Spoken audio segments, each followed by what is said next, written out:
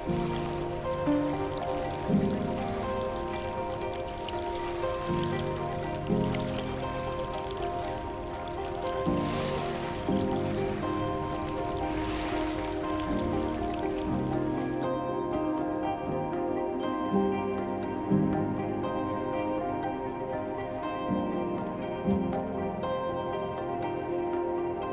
mudlarking friends, welcome back down to the foreshore with me, Old Father Thames. Today we're in sunny Southwark, specifically Bankside. Now historically this area is one of bustle and chaos. It is a rebellious area, home to vice, crime and also free thinkers and free spirits.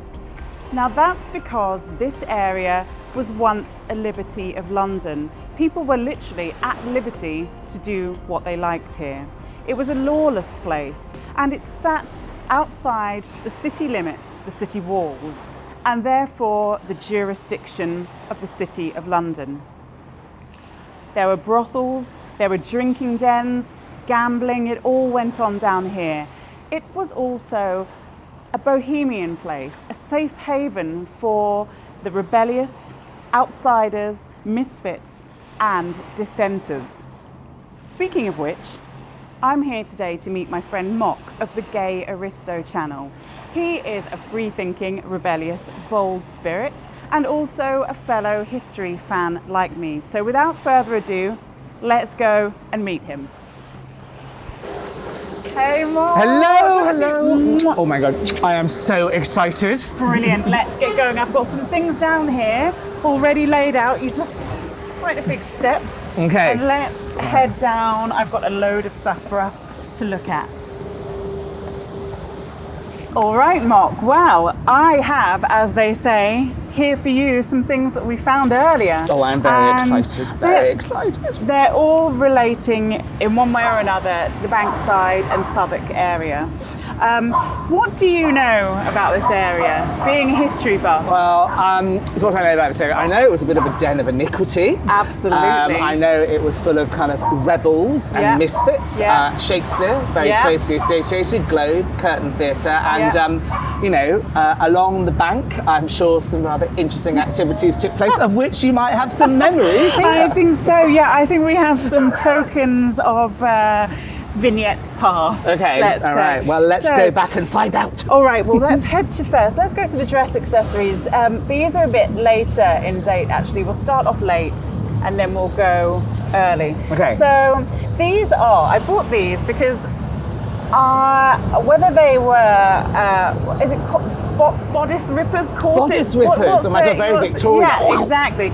These are corset busks. Oh my God. These would have gone on a corset, kind of like that, and done the whole thing up. Now we find these all the time in the river. Now whether they just pinged off women as they were going about their business. Did they do laundry here? Would they come from laundrettes, maybe? Laundry I don't know, or just transportation of course.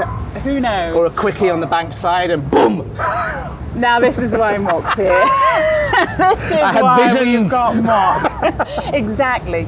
I have visions of the same. This is a suspender clasp as well. So, you know, there's all sorts of things going on here. Well, that is the closest I'll ever get to a woman's suspender, but it is quite interesting. Could be a man.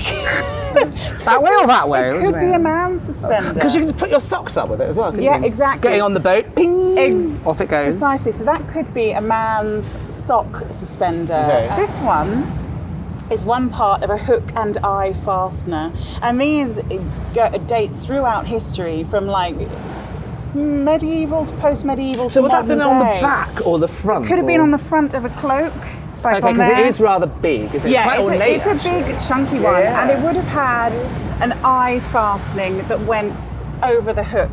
And it's probably a cloak fastener. And look, it's quite intricate, the work, the metal work on the back there. It's a sweet one. So I'd say that's a cloak fastener, something like that. Yeah. Hard to date. So there's some ladies and possibly... I love fashion accessories, they're lovely. Fashion accessories. Then we've got a selection of what's called tomback buttons. Tomback. It's a type of metal. Ah, so these are little metal buttons, but they would have been worn by dandies. Okay, dandies. Now you're talking my territory. Now I'm talking your language. So, yeah, these make a lovely jingling noise, but yeah, very tactile. Ooh. And these ones here that are a bit more decorated, they're more like the dandy button. And you used to find on the front, I mean, I don't think I've got any with that, they had this kind of engine-turned decoration on the front. And they were very... So really show off. Really show off lovely buttons. I wonder if they had like buttons for a season. These were the season's must-have buttons or something. Maybe so. I mean, yeah, exactly.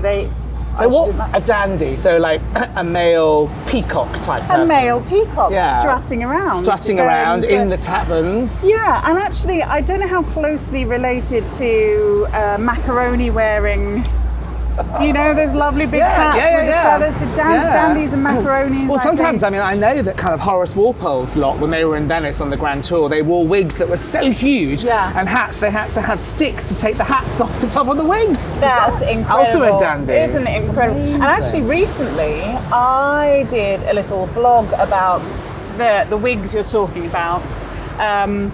There were huge wig thefts. What? There were wig stealers. Happened to me. Yeah, in the 18th century. What? Wig theft was a massive thing, and I wrote a blog about it recently.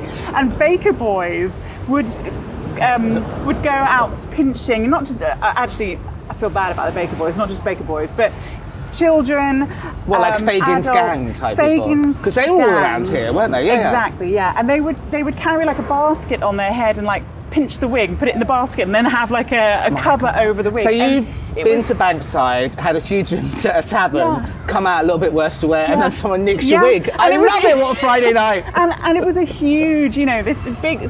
It was poked fun at so much. There's this massive satirical kind of element to it, and there were these wonderful illustrations by people like Cruikshank who had poles, and you see behind, so like you see a dandy with a big wig behind a wall walking past, and there's someone lifting their wig off with a pole. It's magnificent. I bet there wasn't much sympathy for them because they were pretty strutting. Yeah, weren't they? not really. There wasn't. And they were seen as a bit degenerate, and also they were seen as you know, as gay. Yeah. So the dandies were often homosexuals, and that was looked down on in society. Absolutely. And so being a dandy was actually seen as a negative thing, so society was kind of against you. So you got your wig stolen. I'm sure a friendly policeman was not to be found. No, didn't Officer really. had my wig stolen. Exactly, not much sympathy there. Right, so speaking of macaronis and dandies and wigs wig snatching, any idea? I don't know. Is it, decoration for your nose? Slightly. No, I have no idea. Very what tired is it? shape. Well, this is a hand-formed. I think it's a wig curler. A wig curler. No wonder I had no idea. This is what people use to curl their wigs. They're big, elaborate macaronis, and they went in the oven. You baked the wig around the curler. So they'd have multiples of these, like curling a wig. Oh my God. How old is that?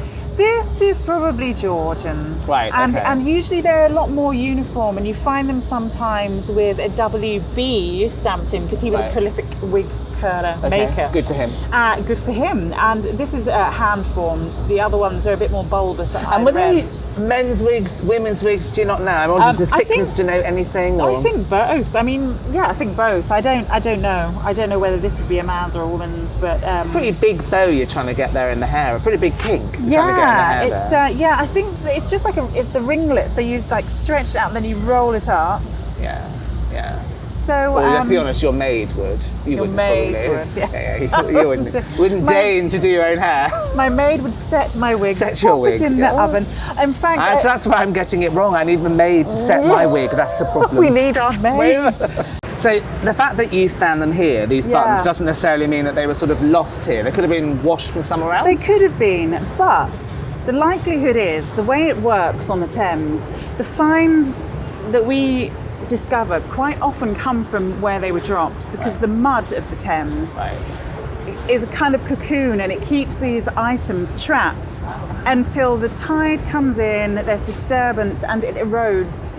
It's called erosion of the foreshore, and then the finds come out.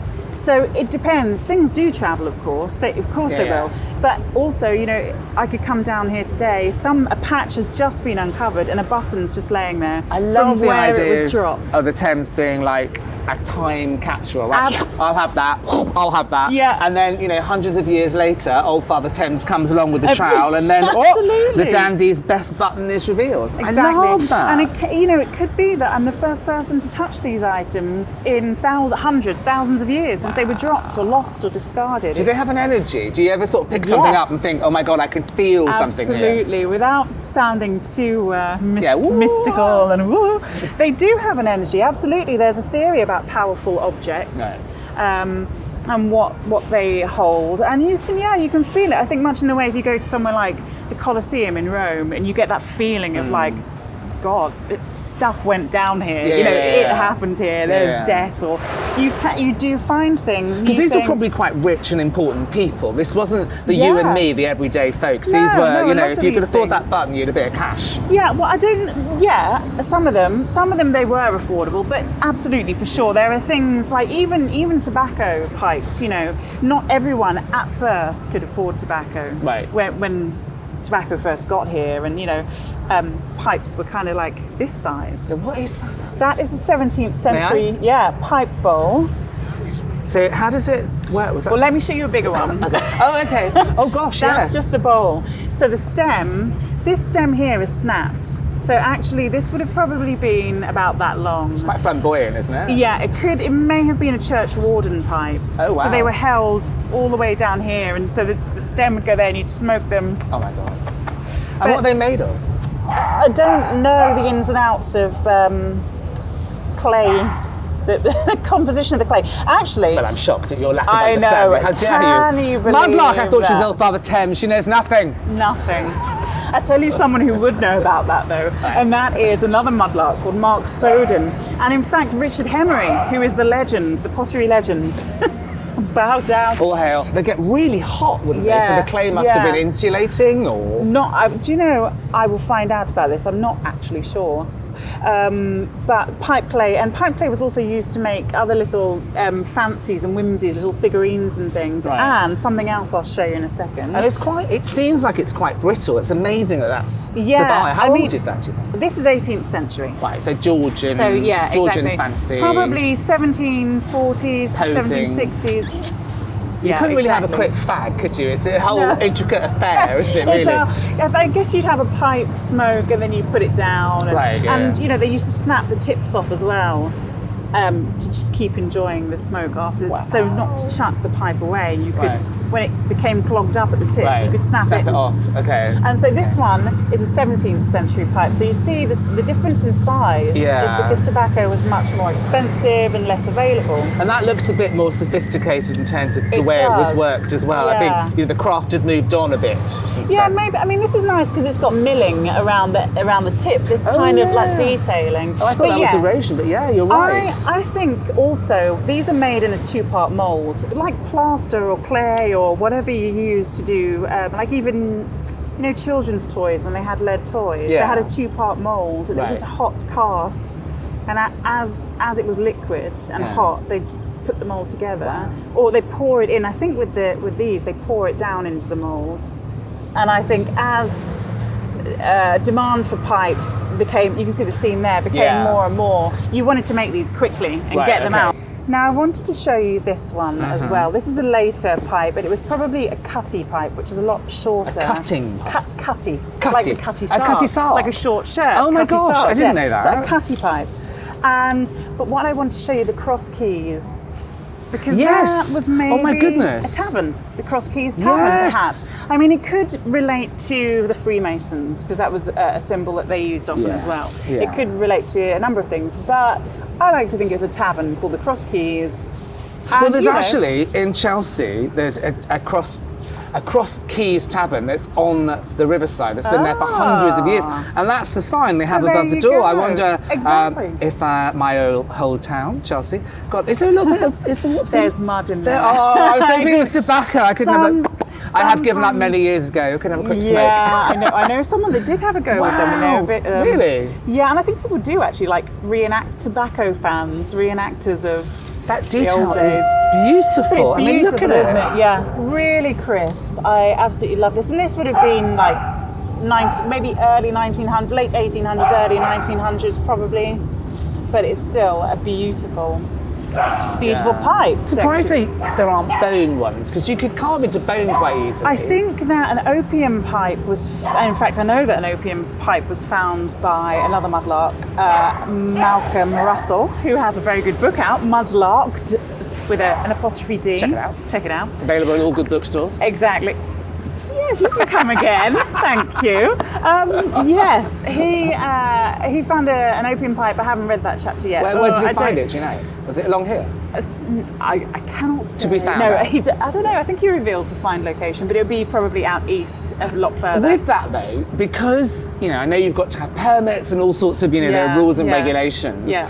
How much do you reveal about where you found it? Hardly any. Because you get loads of people just coming along and decimating it. I mean, if we find something really, really special, like really special, one of a kind, then there's no way I'm going to say where I found it. Not at all. In case. Just because it might be a productive find spot that will then reveal more mysteries. I think people like to keep that kind of thing private. If it's something really amazing, if it's like Tudor pins, well, you don't need to say where you find them, because you find them all over the place. And like bone finds, you find them all over the place. It's and pipes again, you can find them.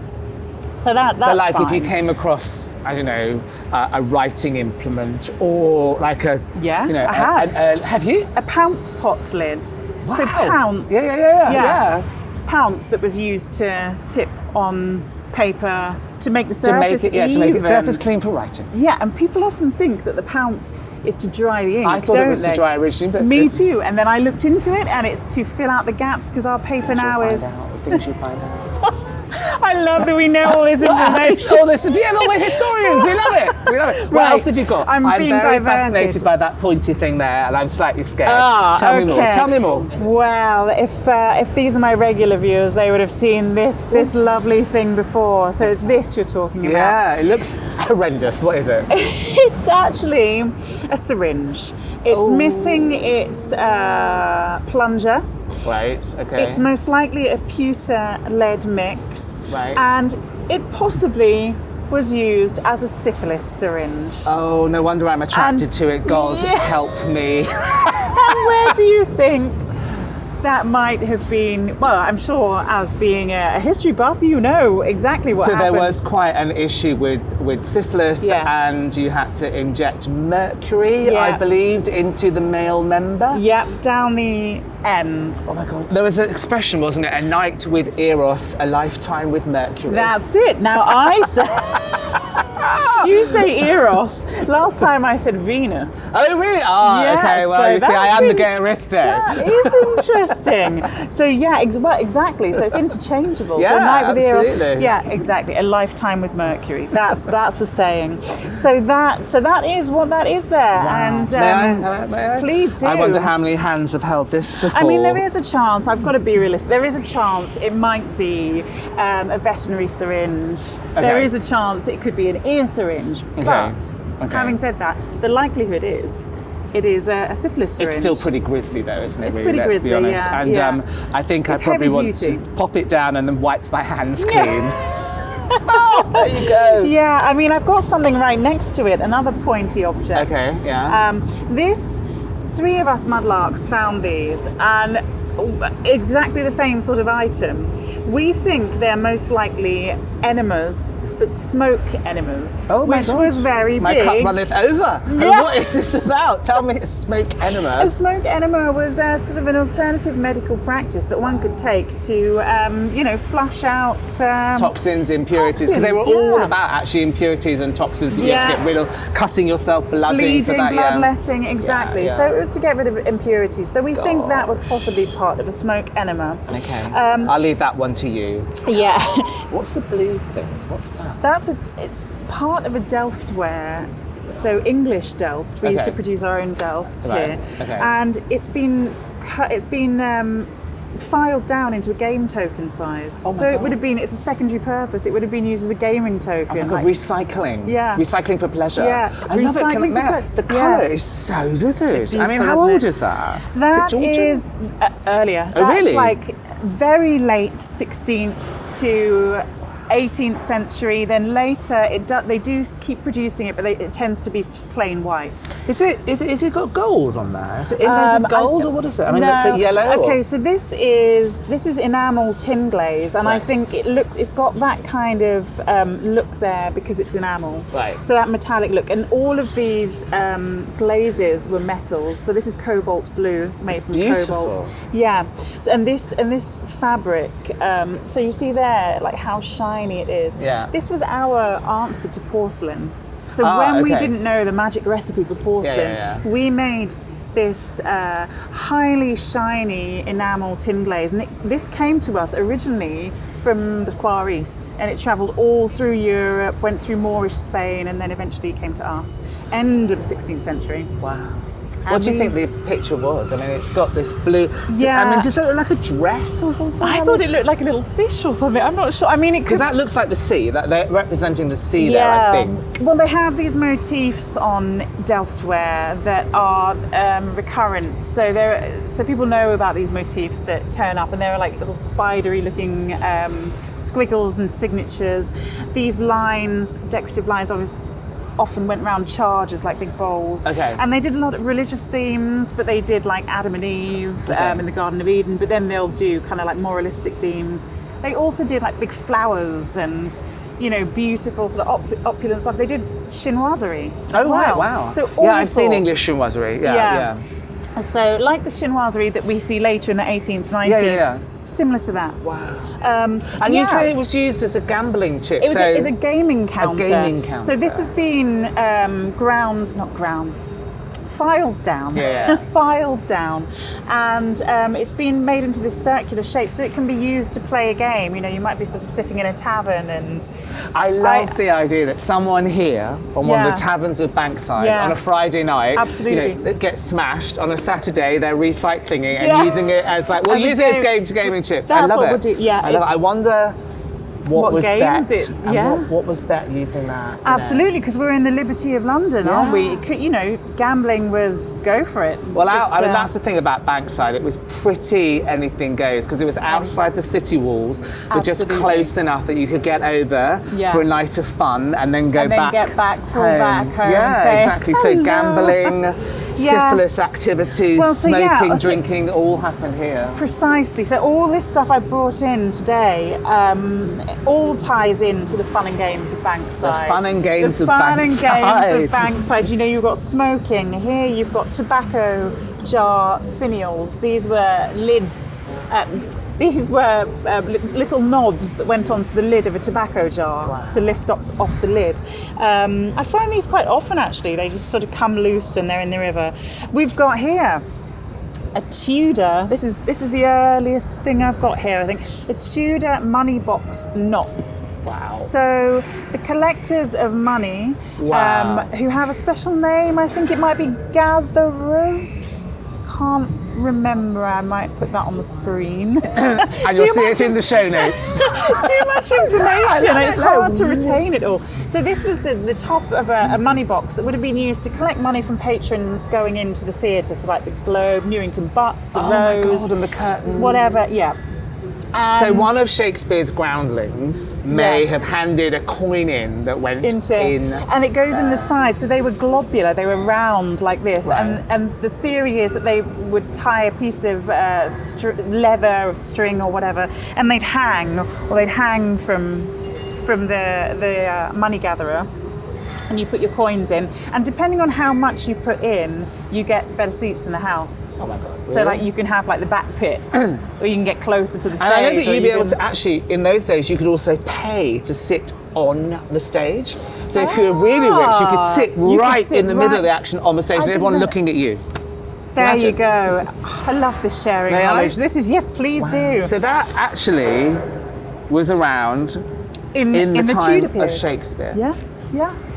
So Elizabeth. That's incredible. And again, the colour is so vivid. Beautiful, beautiful isn't it? green. That must have been quite an exciting find. I love these. I mean, they do come up. I've only got one. Some people have got, like 4, 5, 6 of them. I've only Who needs found 4 one. or 5? Just the one will do. You're not greedy. Thank you. I'm not greedy. Thank you, Mark. And this is a lead glaze here on a white fabric. So there's that. So we've gone from money boxes. Let's segue seamlessly over here. What's that? Well, not money as you know it, but tokens. They were used in lieu of small change. These are tokens issued by a proprietor of whatever, a tavern, a chop house, like a bakery. Your own mint. Like your own mint. Right. They're made from lead, so they were easy and quick to produce. So these guys would make a mould, and then you pour the hot lead in, which melts at a really low temperature, easy to use, dries really quickly, and then you've got your own money there. So would you have your own, like if I ran the swan, I might have a swan on that, and that was my token for my punters? Exactly. Oh my God, I love that. Yeah, it's cool, isn't it? It's really cool. These are some of my favourite finds, and they're not so rare. They're not like really worth anything. They're a bit of a mystery. 17th century tokens, like Samuel Pepys time tokens, you can date them to taverns. They've got names, addresses, they've got figures on. You can really do the history on those. These are a bit more anonymous. This one's interesting because it has a date, 1790, and I.S. So you know that the proprietor was I.S. Right. So we don't know where from. It's this a has uniface. got like a star or something, and that looks almost like it could be like some sort of branding, like early Starbucks. So what? Thinking ahead, I like it. So what looks like a star is actually this really clever chap called David Powell came up with a classification system for these tokens, because you see these motifs repeated. So he's got I think it's 1 to 30 something, and he's categorized all of these. This is a 5 or 6 petaled flower. That's what that is. So rather than a star, he's termed these flowers. You find lots of different ones of these with like 6 petals, 5 petals, different shapes that are more floral looking. You've got geometric shapes. You've got random sort of non-geometric. Can I ask, would they have used, that's a heavy one. Yeah. Would they have used these in any of the less salubrious establishments around here? I mean, it was full of knocking shops. Oh my God, knocking shops all the way. Yeah. And there's actually that really wonderful image that you sent me. I'll put it up on the screen. That's mapped out of all the different brothels, all the stews as they were known, along Bankside. And you've got all the names of them, all the taverns, and they all had names. I mean, they were quite famous. If you look at Shakespeare, just up here, I love the fact Mistress Quickly. I mean, what's she all about? Mistress, what is that, an in and out job? Absolutely. Money at the door, please. I'm going to turn back to my phone again. Right, so this is the stews. They're the stews. Some of the frequent patrons to these stews were actually members of the bar. They were lawyers, Seriously? Barristers. Yeah, the temple was rife with shenanigans. So Temple was rife with shenanigans. So we got this chap called Joe Miller, who had a jest book. And in Joe Miller's jest book of 1739, joke number 153 goes like this. It's a good one. A gentleman said of a young wench who constantly plied about the Temple that if she had as much law in her head as she had in her tail, she'd be one of the ablest counsel in all of England. That's a rather backhanded compliment. I love it. I absolutely love that. So even all the lawyers were over here. I love the fact there's a jest book. I want that in my Christmas stocking. Is my husband listening? I want that book on Christmas morning. Joe Miller's jest book, 1739. That's original what edition you need to get. Yeah, on eBay. Original edition. Yeah. So I love that joke. But interestingly, I have heard, tell me if it's right or not, that the church made money on the back of the brothels on Bankside. Is that true? Yeah, it is. I know. So this is all to do with the Winchester geese, isn't it? And the Bishop of Winchester. Bishop of Winchester. So smoking his long pipe. Smoking his long church warden. So the Bishop of Winchester. Now, I don't know all the ins and outs of this, but he was a sort of a patron. Not in that sense, but he was So he didn't go. I don't think he went. You don't know. You never know. You never know. He looked after the women working in the stews. They were known as his geese, the Winchester geese. Right. Okay. And I think the money that they took, he was taking kickbacks from. He was essentially like their pimp. Oh my God. Yeah. Wow. So, so he was Britain's most well-known pimp, I should imagine. Wow. And so the church were taking kickbacks, I think, from these knocking shops known as the stews. So, really interesting that it happened here. I think that what else is interesting, and I really wanted to talk to you about, are the molly houses. Yes, the molly houses. Now, I just want to make the distinction before we go on. These were places where men met to have relationships, to have intercourse, to have relationships, to hang out, to whatever, just spend time in each other's company.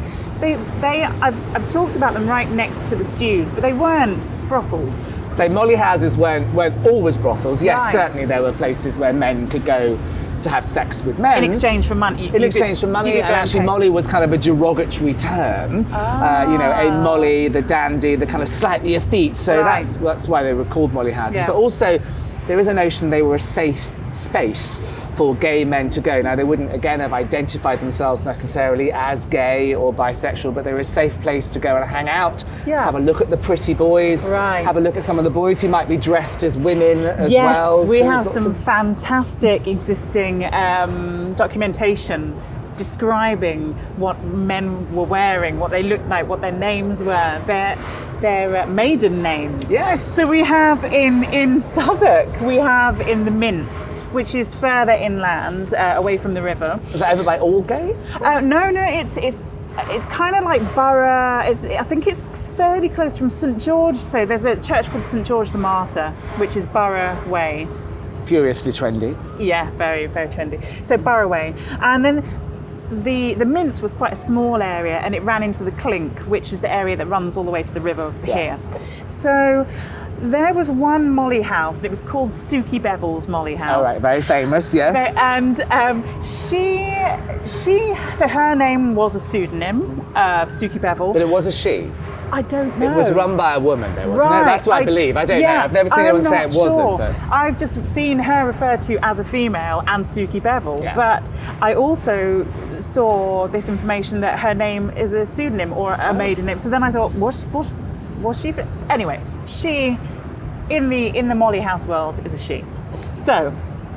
And her patrons also had these wonderful names that they adopted, and they're described, these men who went to her Molly House, as having like real hard-going jobs. Like they were bargemen, they were coal porters, they were kind of like muscle-bound, strong. That's not men. unusual though. That juxtaposition between taking a fabulous persona in the night time, and then in the daytime having a really kind of hetero masculine type role. We see it actually today. Often you'll get when people are struggling with their sexual identity, whether it's about whether being gay or whether being trans. There's lots of evidence or instance where people have been like Navy SEALs or done really full-on masculine jobs, almost to kind of avoid. Are they like talking themselves out of it? Maybe talking themselves out of it. Overcompensate, or just they're not ready to, so I can live a life that's so separate from. But for those individuals, I think in the molly houses,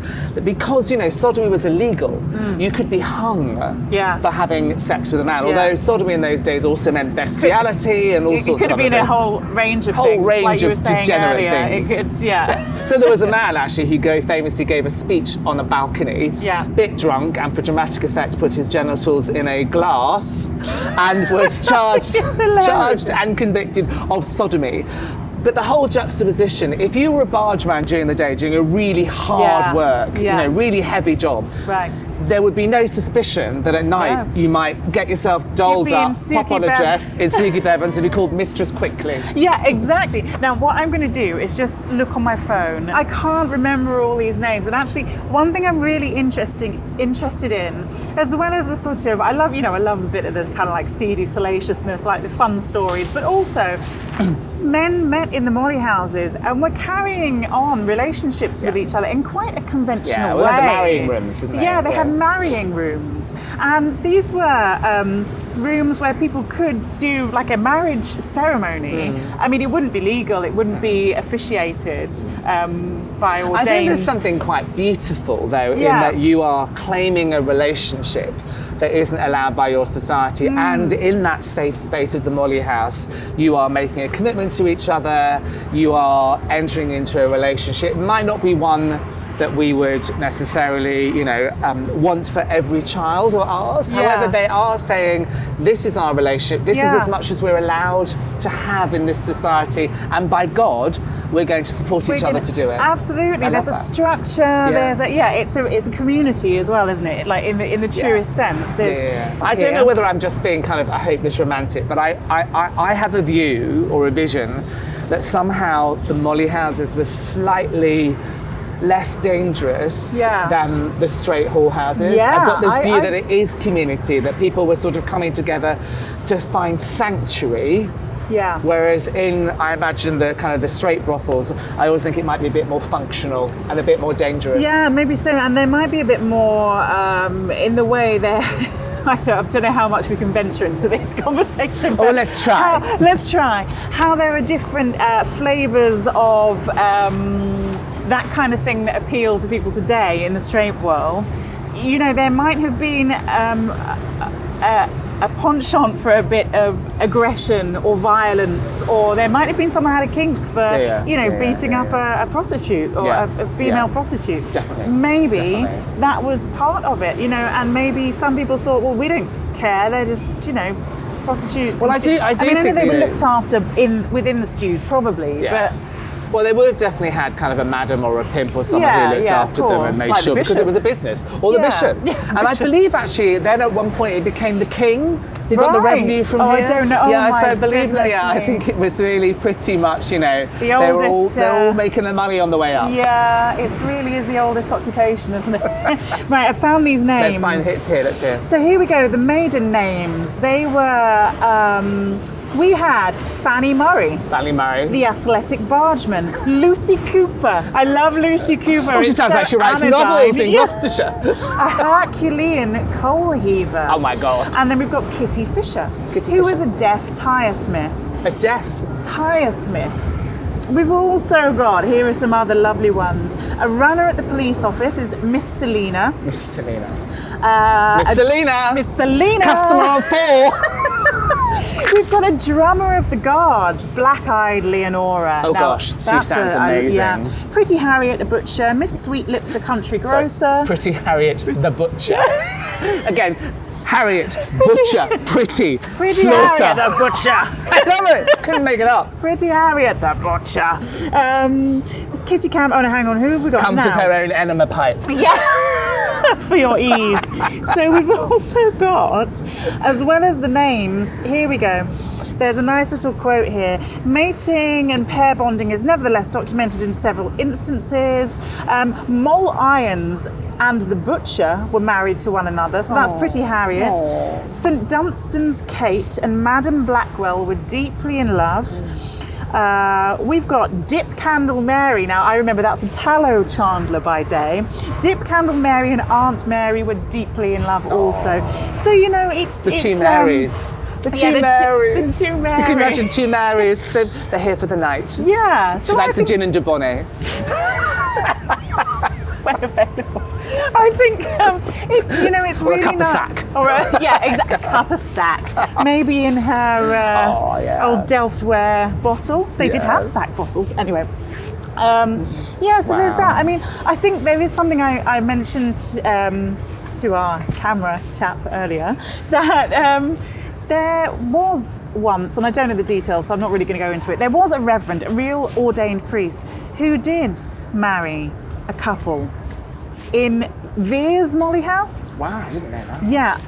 maybe that's something for us all to check out. Yeah. There was some information online. I didn't go too far into it because it was hefty, and it's something that I just kind of looked at. Well, we're going to do some stuff on our YouTube channel about the history of same-sex marriage, because before we had Same-Sex Marriage Act here in the UK, for hundreds of years there have been versions of same-sex marriages, whether they were official or whether they were unofficial. But at one point, in Venice, in the 1600s, you could have a fraternity relationship that was a service carried out in a church, almost using exactly the same words as a marriage ceremony, where people could be bonded together as brothers. I mean, that's a gay marriage in all but words. So I'm not surprised that there are instances here, Venice, throughout history, where men or women who've loved each other have come together and said, we want a commitment, whether the state allows it, the church allows it, they find or whether our workaround. Community allows it. Yeah, precise. And then they find a workaround to enable that to happen. Yeah. I mean, that's a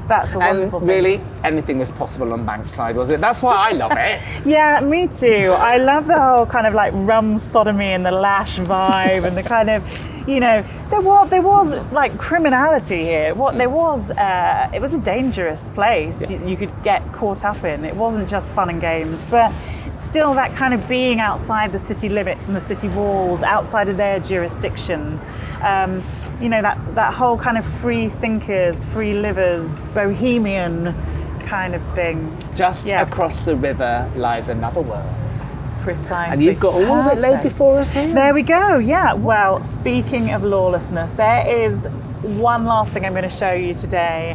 And I like to think that this, possibly from a policeman's epaulette or his uniform, maybe a military thing, but I like to think this has fallen from someone trying to keep law and order over here in Bankside. Oh my God, good luck. This is probably Victorian or going into the early 20th century. Is it a Bow Street runner type thing? Is it a B for Bow Street? B for Bow Street runner. Bow Street runner. I think this has fallen off a military person or a policeman's uniform. In pursuit of a molly or a punter who's stolen all the tokens from a tavern. And they're running away with their... Bring me back my pipe! Precisely. Whilst also giving us some of that. I like to think that's what it is. Oh my God. So there, on that note, I think we can say sorry to the old policeman who lost his thing. And thank you, Mop, for coming in. Oh my God, it's been amazing. And I can't wait, because we're meeting again, aren't we? We are. We're going to be meeting again. We're doing another couple of days filming. So we're going to, within the month of September, there is the Totally Thames Festival, which... excited, looking forward to it. And I'm going, it's very good. We've got a number of events called Hands on History. We've got 4 exhibitions at different historic places. 2 of those places, the National Maritime Museum and the Roman Amphitheatre under the Guildhall Gallery, Art Gallery. We're going to meet up again and we're going to hear some more stories relating to those areas. So I think we're going to do a sailor inspired, everybody loves a sailor. Absolutely. See what we can find out about them. And also, I mean, the whole idea of kind of, sexuality and gender was fascinating from a kind of a Roman perspective. So we'll, at the amphitheatre, we'll talk a little bit more about that. We're going to do some Roman love at the amphitheatre. And keep away from these things. Good Lord. Yes. Thanks so much for staying. Thank you for coming in. Thanks for watching, and I'll see you next time. We're just going to stay here so we don't slip over when we leave the shot. Bye.